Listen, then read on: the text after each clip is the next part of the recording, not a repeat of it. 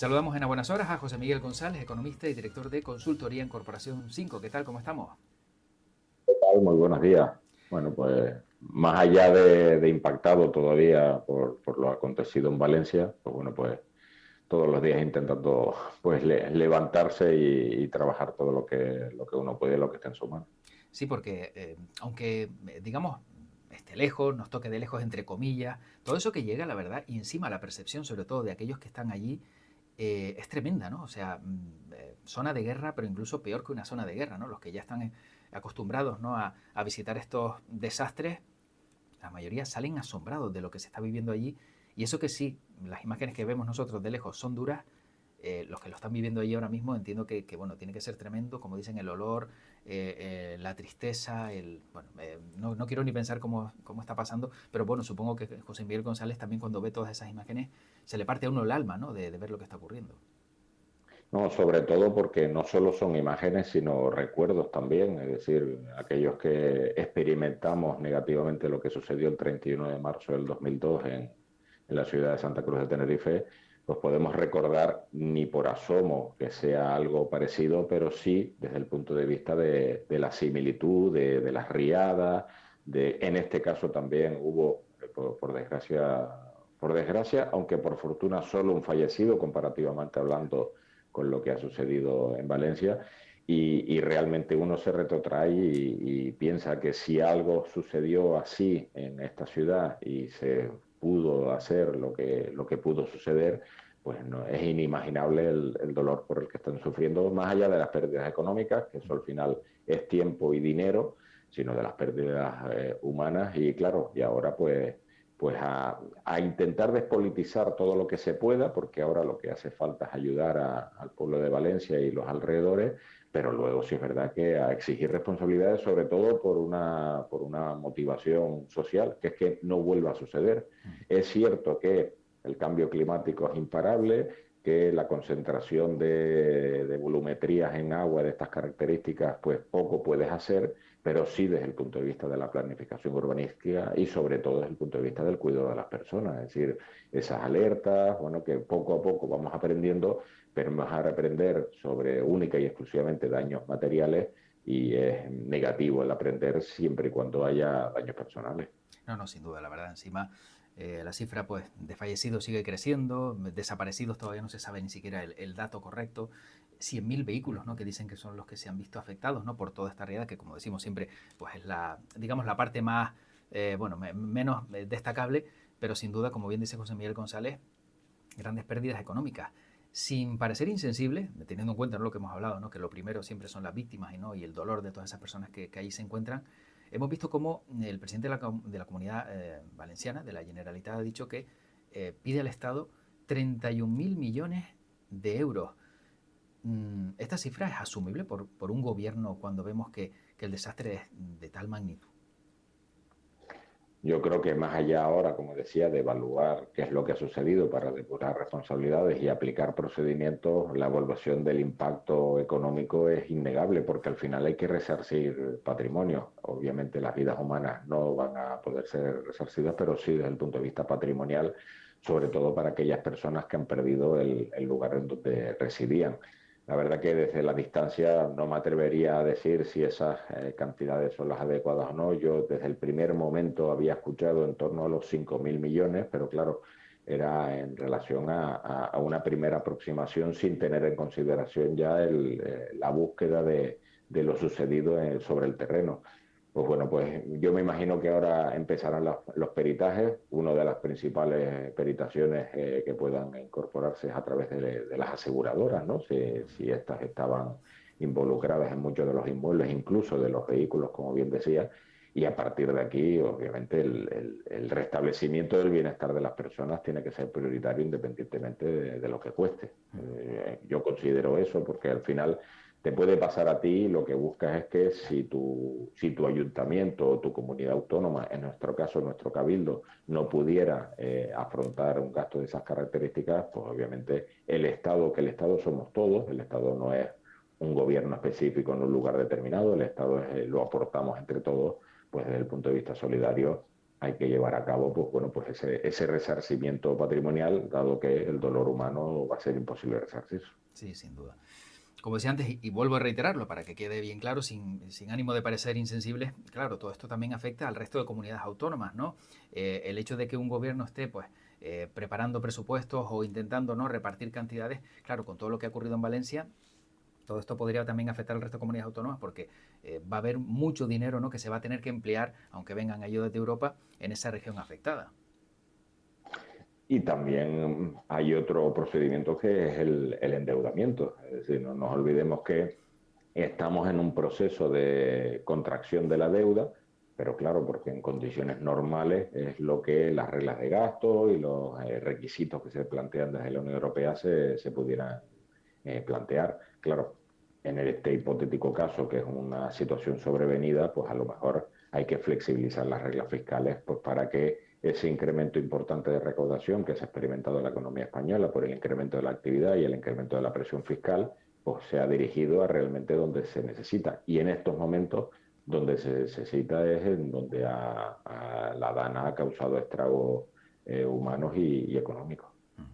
En el caso, por ejemplo, de Canarias, si vemos que, por ejemplo, hay partidas económicas bueno, que al final se van a destinar, ¿no?, para mejorar la situación, ¿no?, de esta catástrofe, ¿qué opciones tiene Canarias, por ejemplo, para no notar que su economía se ve resentida por a lo mejor dinero que no venga del Estado?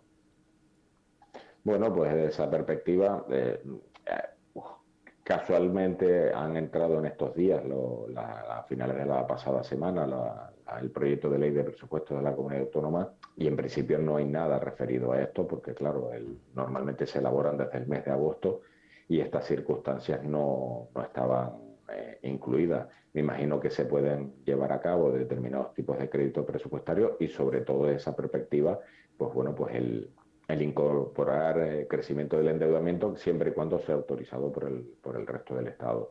La verdad que Canarias está para que la ayuden también por otro tipo de circunstancias, ¿no? Más estructurales tal vez, aunque también coyunturales, por ejemplo, en el caso de la inmigración. Pero así todo, el efecto solidario del pueblo canario siempre estará presente en esas ayudas y seguro que ningún tipo de política económica aquí se va a ver mermada porque puede ser perfectamente compatible con el resto. Recursos hay, lo único que hay que asignarlos eficientemente. Claro. Bueno, y que también a lo mejor, como bien dice José Miguel González, a lo mejor el gobierno de España permita, ¿no?, pues a Canarias pues maniobrar de otra manera también para que, bueno, esos recursos que a lo mejor no le vengan, pues con remanentes, con cualquier cantidad económica que pueda haber por ahí, pues se pueda paliar un poco la situación hasta que todo esto mejore. Pero esta mañana veíamos los datos del paro. ¿Cómo han sido en Canarias estos datos cuando veíamos, si no me equivoco, que el paro se incrementaba a nivel nacional? Y en Canarias también, lo que pasa es que por debajo del millar, es decir, el incremento que yo lo podría considerar hasta leve, pudiera venir explicado por una razón de ser en donde las personas voluntariamente se ascriben a las cifras del desempleo porque tienen expectativas de conseguir un trabajo de aquí a final de año, ya sea por la campaña turística, en donde la denominada temporada alta siempre incrementa las contrataciones, y en el otro caso, pues bueno, pues la innegable campaña de Navidad, que desde el punto de vista del comercio y la alimentación, pues origina incrementos en la cartera de pedidos. Pero eso no debe empañar, primero, el buen dato interanual desde el punto de vista del desempleo, donde ha habido importantes reducciones del paro registrado, y sobre todo, que a mí es donde más me gusta enfocar el análisis en los cotizantes a la seguridad social. Tener una persona cotizando más a la seguridad social es tener una persona que está trabajando. Y en este caso, pues bueno, tanto desde el punto de vista mensual como interanual, pues hay crecimientos importantes. En la pantalla de al lado lo tengo y se han generado más de 14.000 empleos de alta respecto en solo un mes. Es cierto que aquí incorpora tanto la administración pública como la administración privada y más de 33.000 personas respecto al mismo mes del año anterior.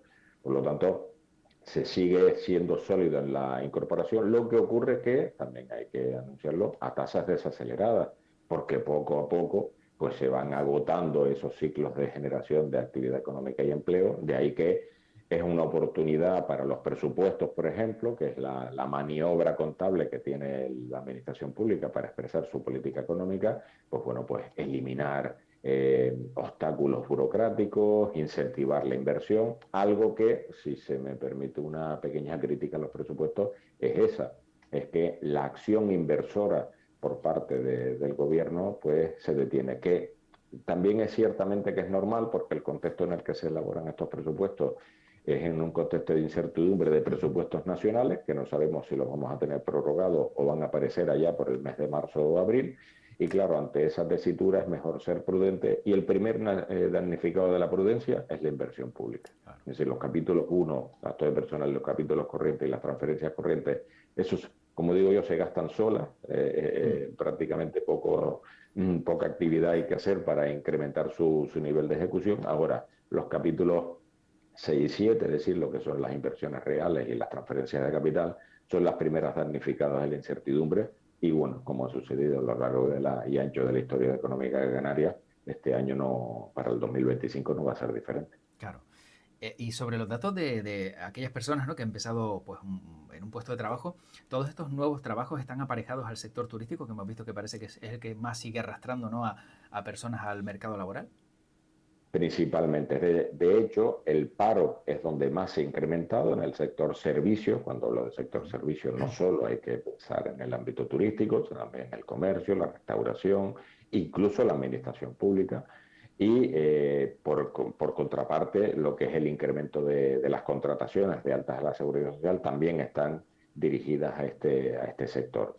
Pero aquí no solo desde el punto de vista de la economía privada, sino, como decía, se han restablecido pues, todos aquellos contratos que en el mes de julio desaparecían, sobre todo en el ámbito de la docencia, que parte se incorporaron en el mes de septiembre y que en el mes de octubre pues, han aparecido los últimos. Bueno, y curiosamente ante todo esto, el gobierno de Canarias ya parece que prevé pues, un frenazo en la creación de empleo para 2025. ¿Corrobora este pensamiento, José Miguel González, o en qué se puede basar para que el gobierno pues, haya lanzado ya esta idea?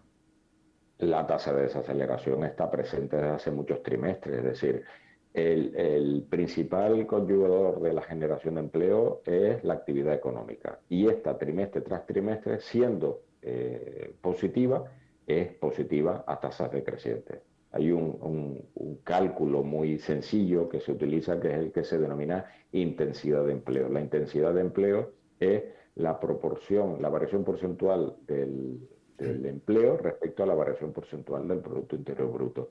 Bueno, cuando una disminuye, la otra disminuye, salvo que tengas una economía muy poco productiva y que con pequeños incrementos del PIB generes muchísimas contrataciones. Ese, en este caso, normalmente puede suceder en algún momento cuando las tasas de crecimiento son muy bajas, que continúan, hay incentivos a la contratación de alguna manera, pero en este caso no parece que sea. Y esa desaceleración, que la llevamos esperando desde muchos trimestres, es decir, no es nueva ese concepto, pues bueno, con la incorporación de las reglas de gasto, con ese tipo con los problemas geopolíticos que hay a nivel internacional, pues podría ser el año en donde se vuelvan ciertas esas perspectivas. Aunque, como siempre decimos, esperemos que las malas noticias no se cumplan, no por anunciarlas, sino por evitarlas. Efectivamente. Bueno, hace unos días también conocíamos que Canarias tiene pues 8.000 millones de euros. No sé si la cifra es tremendamente elevada o es errónea, pero me parece una barbaridad. Mueve 8.000 millones de euros en dinero negro al año. Es la proporción que plantea un estudio que se ha hecho a nivel nacional, comparativamente hablando con el resto de comunidades autónomas, sobre la economía sumergida. Aquí hay que aclarar lo siguiente: la economía sumergida que plantea este estudio es la total, es decir, la fiscal, el empleo irregular y la sumergida en negro al 100%. Normalmente la economía sumergida está paralelizada a la tasa de paro y lo único que hace es que, teniendo en consideración que el PIB, por redondear una cifra que a la audiencia se le quede en la cabeza, está en torno a los 50.000 millones de euros, pues ese 14-15% de economía sumergida, pues al final, pues bueno, pues el 14-15% sobre la generación de actividad, porque la economía sumergida muchas veces genera economía. Hay que tener considerado. Lo que no genera es el procedimiento administrativo de afloración desde el punto de vista fiscal. Pero si yo contrato a alguien para que haga un trabajo en mi casa y ese alguien no recibe factura, o sea, no me emite factura y por lo tanto no liquida, hay una transacción económica de X euros del sujeto pasivo al profesional, pero eso no deja ningún tipo de rédito para el resto del Estado. Es decir, hay economía, pero no está plenamente aflorada. Y aquí hay que tener en consideración que la economía sumergida no solo es de oferta. Cuando consumimos bienes o servicios fuera de la economía arreglada, es decir, pues el típico establecimiento que a lo mejor no tiene todos los requisitos legales y fiscales y altas en la cotización a la seguridad social de las personas, o personas que cobran una prestación pero son capaces de darte un servicio. Pensemos que si se demandan servicios de esas características, también estamos generando economía sumergida. Es decir, la economía sumergida no solo hay que pensarla desde el punto de vista de la oferta, sino también desde el punto de vista de la demanda. Si la demanda no la consume, no tendrá razón de ser para existir desde la perspectiva de la oferta.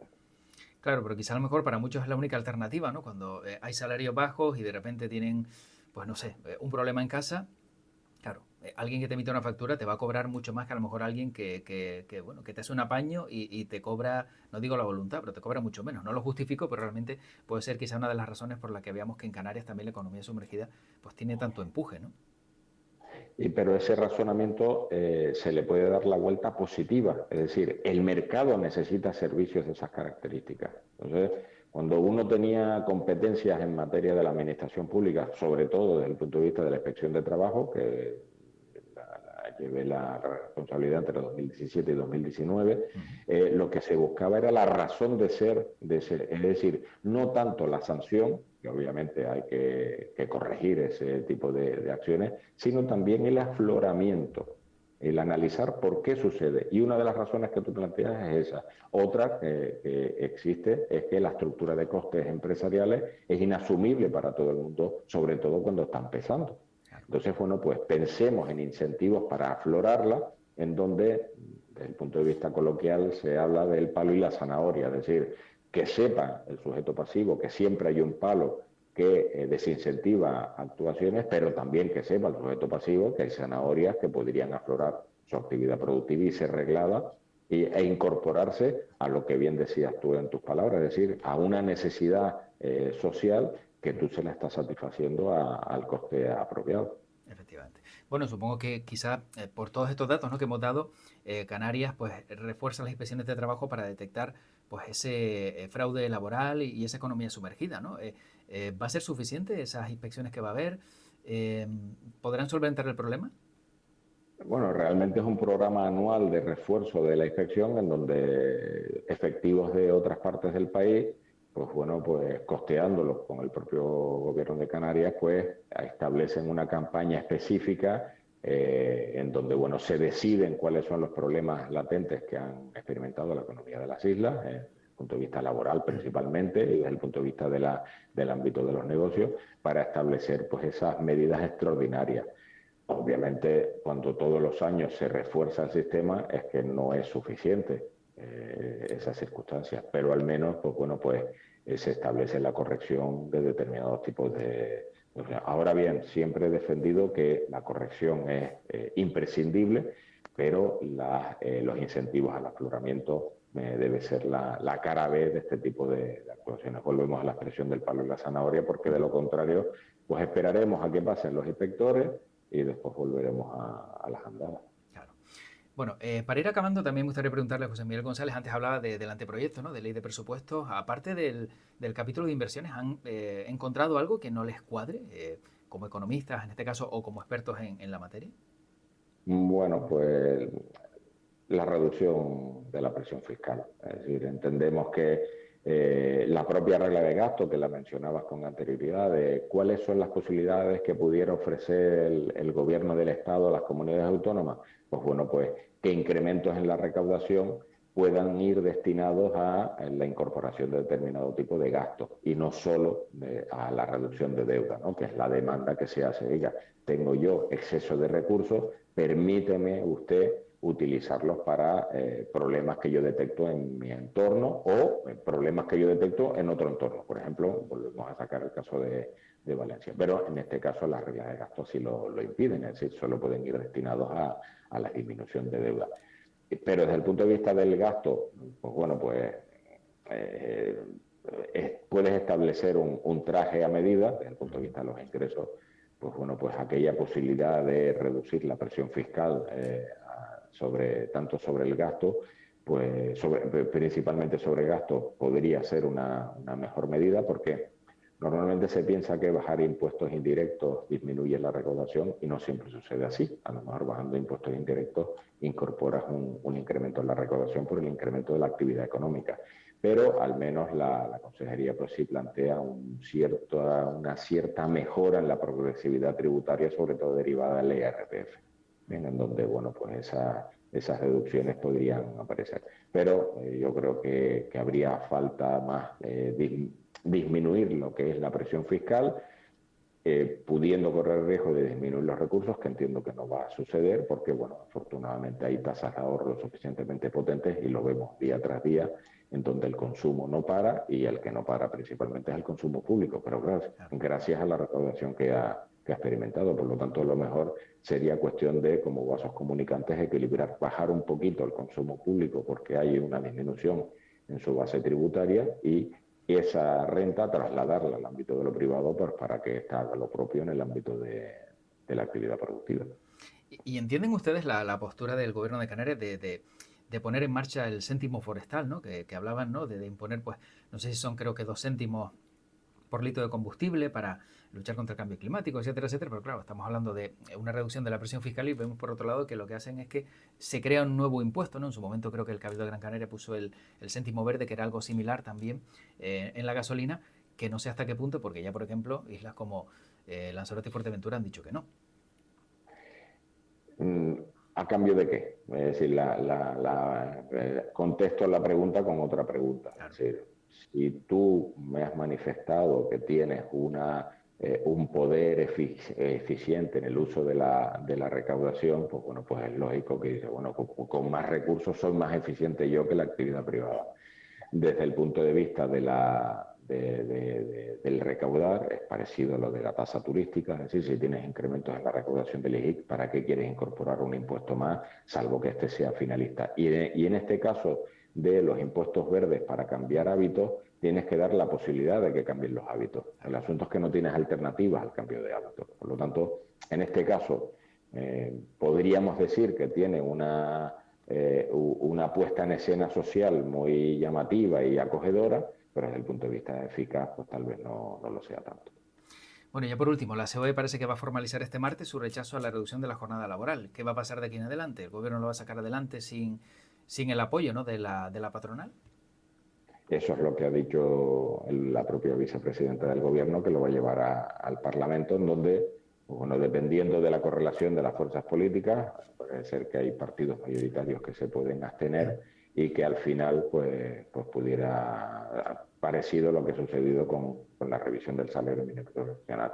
La buena noticia que todo el mundo puede tener de voy a trabajar menos y cobrar lo mismo, se contrarresta con la mala noticia de que no es una medida consensuada. Yo creo que los gobiernos están no para imponer, sino para consensuar, porque los gobiernos no se gobiernan a sí mismos, gobiernan para toda la sociedad, tanto para los que están de acuerdo como para los que no. Bueno, sin duda veremos también si esto se pone en marcha al final, pues que cómo repercute, ¿no? Sobre todo lo que hemos hablado en alguna ocasión en la pequeña y mediana empresa, ¿no? Que a lo mejor no puede soportar pues un cambio de este tipo, ¿no? A lo mejor una multinacional sí, pero una pequeña y mediana empresa sí lo vería un poquito más complicado, entiendo, ¿no? El llevar a cabo esta medida. Es que la dimensión de la empresa lo es todo. De hecho, ahora tenemos una especie de reducción de jornada artificial, y es que si no tienes perfiles para mantener los servicios en tu empresa, por ejemplo, en un establecimiento hotelero o en un restaurante, pues incrementas el día de cierre, claro, o incrementas el número de plantas que no pones en explotación. Pues bueno, pues imaginémonos en una empresa en donde la persona propietaria con 2 empleados pues tiene este tipo de circunstancias. Pues bueno, pues probablemente lo que tendrán es más tiempo libre, menos actividad productiva, y no sé si eso es lo que se está buscando o sí, y a lo mejor pues habrá que felicitar la medida porque lo que se pretende es que la gente se quede en su casa descansando. Bueno, pues veremos qué ocurre, y como siempre. Cuando descansas no generas actividad. Sí, efectivamente. Sí. Pues agradecer a José Miguel González, economista y director de consultoría Corporación 5, como siempre, pues este resumen, ¿no? Y esta amplia información que nos ofrece siempre destacada del mundo económico y, bueno, siempre agradecidos porque forme parte de este programa en A Buenas Horas. Muchísimas gracias. El agradecimiento es mío porque cuenten conmigo. Muchas gracias a Hasta ustedes. Buen luego. día. Buen día.